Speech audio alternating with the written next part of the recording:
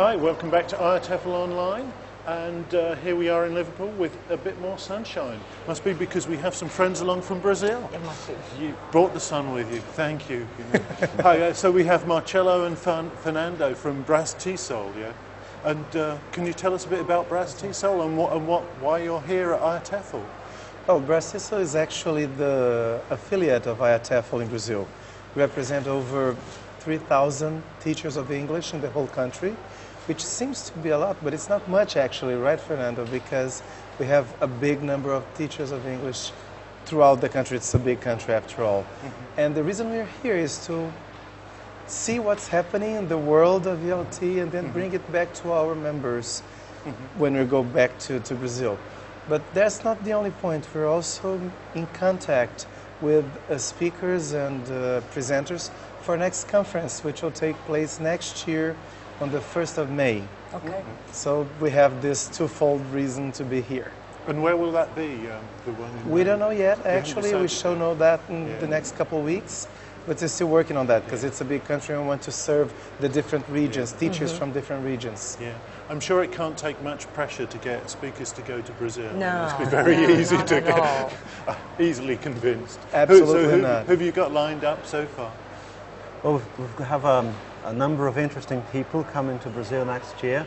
One of the people who's just confirmed was Mr. Scott Thornbury. Nice. We'll be glad to have with us wherever it takes place, and we're really looking forward to having Scott there.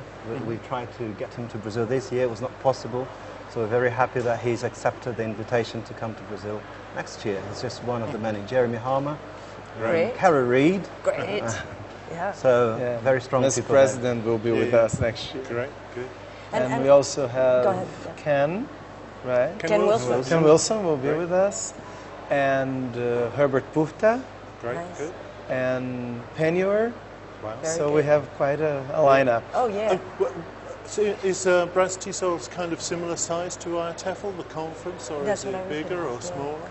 Well, it's smaller actually, perhaps half the size. I would say half the size, but it does attract a number of different teachers from different states, that 27 of them. So we have people coming from as far as Manaus in Amazonas, people from Rio Branco in Acre, in all the different sectors, state sectors, language institutions and universities. Private schools, universities. So it's a very mixed bunch, really. What would you say are the similarities and differences for having attended IATEFL this time to what you do? It's actually very similar. It's actually very similar. We had the exhibition, like they have here, and also the concurrent sessions and the plenary speakers. We have more plenary sessions probably. That's the difference. About 3 a day. Wow. It's usually one in the morning, then one at lunchtime, and one to close the day. It goes for 3 days and a half, just like here. And it's usually actually in July. It's been like that for 25 years now, 26. The point is, we're having the World Cup in Brazil next year. And that'll take place from the 14th of June, if I'm not mistaken, through the 13th of July. So it'll be impossible to do anything else in the country at that time. And you have the Olympics coming soon as well. Yes, 2 years after that, in 2016 in Rio. And that's been having a great impact on language teaching also, right? Of course. That's correct. I mean, if you consider the population in Brazil, with about 200 million people, and also considering British Council research that says that only 3% of Brazilian speakers of English have a communicative level of competency, then we have quite a lot of work to do there and helping teachers to develop and deliver better lessons, better services to their students, so we can reach the level of excellence that we really need in Brazil. And Brastisol is the only association in the country who actually cater for the needs of the whole country again. Meaning that we have state associations, we have some others, but Brastisol is really the one that is nationwide in terms of its reach. So that's the reason we feel it's a huge responsibility to do the best we can for our members. But it must be a very challenging place to work because it is such a huge country as well, isn't it? I mean, it's not just that you have a huge population, but it's quite a huge country, and to sort of spread your kind of influence over such a huge country must be very challenging. The way we found to deal with that, or the way we try to deal with that, is by having local chapters or regional chapters, as we call them, much like IATEFL. So We have from the north to the south of the country, we have many chapters which help us or work in tandem with us, doing local events and conducting local interest for their members, for their local members.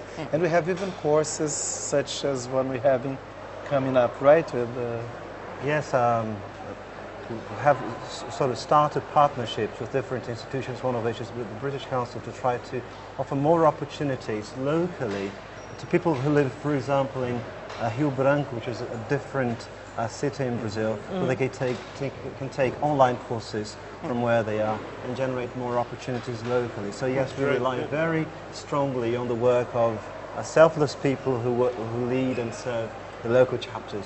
And do those courses cost, or do you get that as if you're a member of Brastisol, or how would somebody usually get a special discount? Oh, but great. We have free events. It depends a lot on what kind of course or event we're talking about. But usually we have special if not for free, we have special conditions for Brastisol members. It's very special conditions. Yeah, okay. Absolutely. That's great. And what other benefits would a person who's, if they decide to become a member, what other benefits would they get? Well, they get, for an annual membership, which is not much, they get access to publications, to job opportunities, again, much like IATEFL, to events local and regional and national. Also the special interest groups, the SIGs, which organize study groups and their own events. So basically to be in touch with the world of ELT through Brastisol in the whole country. Right, and I'm assuming you have a Facebook site as well, is that correct? We do, You do, okay, so people could also go there to check out what's going on. Absolutely, we have the official Brastisol fan page, I believe. Yes, that's right. You just look up Brastisol and you're going to find it very easily. Great. Just look up Brastisol on Facebook and it's very easy to find. And we also have our website, which is brastisol.org.br, in which we advertise all the upcoming events and whatever is happening. Great, fantastic. Yep, it sounds excellent. Okay, thank you very much, Fernando and Marcelo. And we'll be back in a few minutes with, I think, with Nick Peachy and Andy White. Yeah, Is that right? chatting about. We're going to chat. Try and round up the conference a little bit for you and a few impressions. Okay. Thanks for watching. See you in a few minutes.